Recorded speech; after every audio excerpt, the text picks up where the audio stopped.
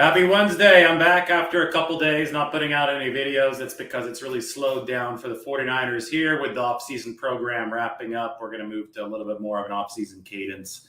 Let things breathe when they need to breathe. But the 49ers, they're going to be having their state of the franchise video in just a few minutes. So I figured I'd come on to my own channel just a little bit early to talk about our first 49ers 53-man roster projection, which is right here up on the screen. Matt Barrows and I posted this one up on The Athletic today.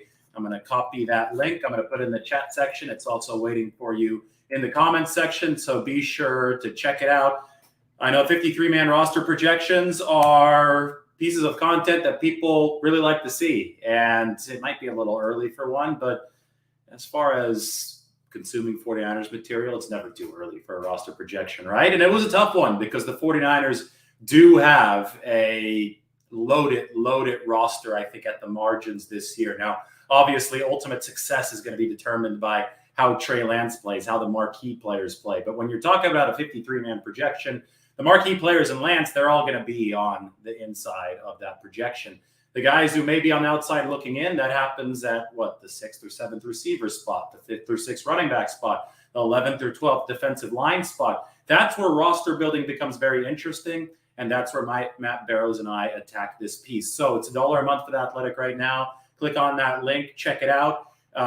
You're going to have explanations for all of the position group selections that we made. It's actually a dueling projection. So Matt has his, I have mine, and you could compare and contrast what we did. Be sure to check that out. And I will open up my actual spreadsheet projection so you could see who my 53 players are without Matt's explanation on this page. Now, this is a 90-man depth chart along with the 53-man projection. I'm putting the link to this on the chat section, and that probably won't be in the comment section later, but I'm sure some of you can just find that on Twitter or where you guys are. You can see it on the screen. I'll make this a little bit bigger. We're going to go through very briefly position group by position group to see where the 49ers are at right now, just so you get an idea of what we're talking about right here in the 53-man forecast on The Athletic. So sub to The Athletic, and then check out the color-coded depth chart and 53-man roster projection that I have up on the screen. All right, making this one bigger. You could probably zoom in on it.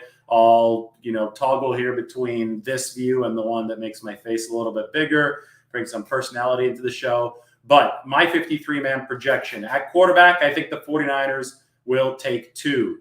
Trey Lance, Nate Sudfeld. There is a chance that Jimmy Garoppolo is still on the roster once the 53-man cut down happens. Does that mean that the 49ers will have to pay Garoppolo all of his 2022 money? Not necessarily. Jimmy Garoppolo's 2022 base salary, the $24.8 million, becomes fully guaranteed if and when he makes the 49ers 53-man roster.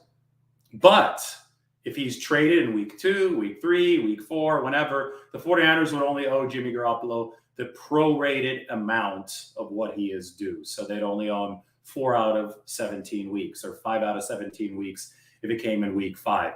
I think that the 49ers' ideal scenario, their desired scenario, is to trade Garoppolo before that even happens, if they can, so that he's off the books, both financially and off these spreadsheet books. As far as the 53-man roster goes. Because if you only carry 2 quarterbacks, you have an extra spot for another player elsewhere on the 53-man roster. So my projection has Lance and Sudfeld at that quarterback position. Running backs, I got 5 of them for the 49ers. They typically carried 5. I don't expect any more. I don't expect any less. Elijah Mitchell, Jeff Wilson, Ty Davis-Price, Trey Sermon, Kyle Juszczyk, the fullback, being the 5th.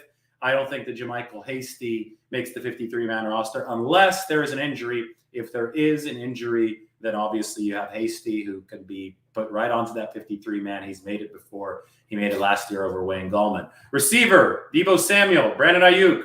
Wide receiver 3, Jawan Jennings, Danny Gray, Ray McLeod. Those are your 5 certain ones.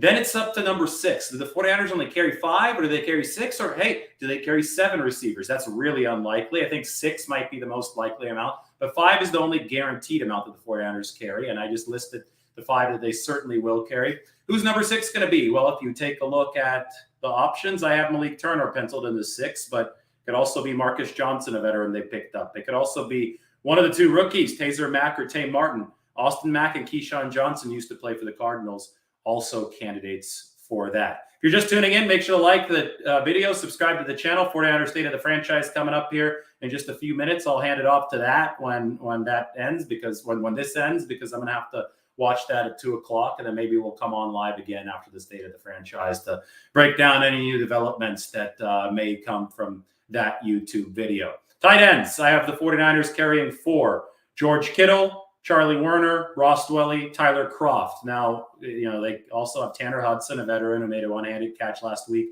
Troy Fumagalli, a 6'6" veteran that they signed recently. And Jordan Matthews, who was the former receiver, converted to tight end. The reason I picked Kroft is, well, Shanahan's typically carried 4 tight ends, and Tyler Kroft has $25,000 in guaranteed money. It's not a lot of guaranteed money, but it's more than all the other tight end candidates. So I think the 6'6" vet, Tyler Kroft, caught 42 passes for the Bengals a few seasons ago. I put him on my 53-man roster projection, although I could see that going with only 3 tight ends. Probably going to go with 4, though. Moving on to the offensive line. Left tackle, Trent Williams. Left guard, Aaron Banks. Center, Jake Brendel. Right guard, Daniel Brunskill. Right tackle, Mike McGlinchey. Those are my projected starters. They make the team. Projected bench, Colton McKivitz. Rookie, Spencer Burford. Second-year man, Jalen Moore. Rookie, Nick Zakel. That's 9 offensive linemen. You have somebody like Jason Poe on the outside looking in, but there's a chance that Jason Poe makes the football team, forces his way onto the team. You saw my article and video the other day about Jason Poe. If he can show that he can play an H-back role for the 49ers and Shanahan finds that to be valuable, well, maybe Zakel has to start on the practice squad and Poe makes the 53-man roster. Either way, the practice squad is a nice extension of the 53-man roster, 16 players now. You can flex a couple up every week to make it a 55-man roster, and we should view it all holistically as a 70-man roster, right? 53 plus 16 plus the 1 international exception in Alfredo Gutierrez. All right, moving on to the defense. Bosa, Armstead, Javon Kinlaw, Sansa Mebucom, your 4 defensive linemen who make the team on that front line. But this is going to be strength in numbers for the 49ers. Amedehu, Kerry Hyder's back. Hassan Ridgeway played for the Philadelphia Eagles in the past. Kamoko Toure, former Colt, also picked up in free agency. Maurice Hurst, the former Raider, who only played 2 games for the 49ers last year due to injury issues, and the rookie Drake Jackson. Now that's 10, and with 10 defensive linemen, you'll see that Jordan Willis, big-time contributor last year against the Packers, Kevin Gibbons, who's contributed for the 49ers in the past, both of those guys on the outside looking in. So there's a really good chance the 49ers take 11 defensive linemen. And if they take 11 and nobody gets hurt, well, then you could fit one of Willis or Gibbons into this equation. And if somebody gets hurt, immediately Willis and Gibbons both make the team. And that's before we even get to some of the other names like Kevin Atkins, undrafted free agent out of Fresno State. Kalia Davis, 6th-round draft pick. 49ers want him to be the next DJ Jones. I think he starts the season on an injured list because of the torn ACL last season at Central Florida. So that's the defensive line. Linebackers, this one's much more straightforward. You have Warner. You have Greenlaw. You have Al Shire. You have Oren Burks to pick up in free agency from the Packers. Should be a big special teams player. And you have Demetrius Flanagan-Foles. I like Jeremiah Gemmel. I love Seguno Lupi, 4.40, but I think he's really raw.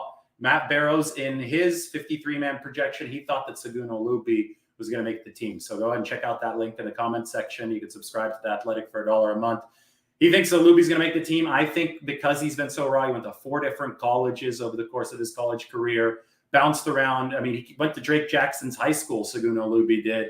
The guy just didn't decide that football was going to be his main sport until a little bit later in his high school career, which is why he had to go D2, NAIA, JC, walk on San Diego State. But he's so fast that I think he's got a future. Him and Jeremiah Gemmel, they called the general in college. Those guys are going to be prospects for the 49ers to replace either Greenlaw or Al Shire or both after this next season when those 2 veterans hit free agency. But for now, I think these are practice squad stashes. All right, moving on. Just a couple minutes to go before that State of the Franchise event.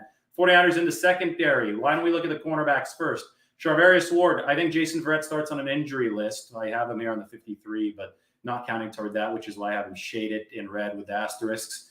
Ambry Thomas, Emmanuel Mosley, Samuel Womack, slot cornerback. He's a rookie. And on this, I have Tariq Castro Fields making the team, but on my athletic one, I actually had Castro Fields on the practice squad, 6th-round pick out of Penn State. I had Dante Johnson making the team, but it's also really possible that Dante Johnson starts as a practice squad guy and the 49ers call him up. That's what's happened actually in recent years. As far as safeties, Hufanga, Jimmy Ward, Tarvarius Moore, and George Odom. That might be a little bit of a battle for that strong safety spot come training camp. As of now, though, Hufanga is in the starting role over there. The 3 specialists are Pepper, Gold, and Mitch Wishnowsky. So that's the 49ers 53-man roster projection. I'm going to go into this deep position by position in different videos. So go ahead and subscribe to the channel, like the video. The 49ers State of the Franchise event is coming up right now. So I wanted to give you guys a little good warm-up heading into that, and also a little call to make sure that you do subscribe to The Athletic.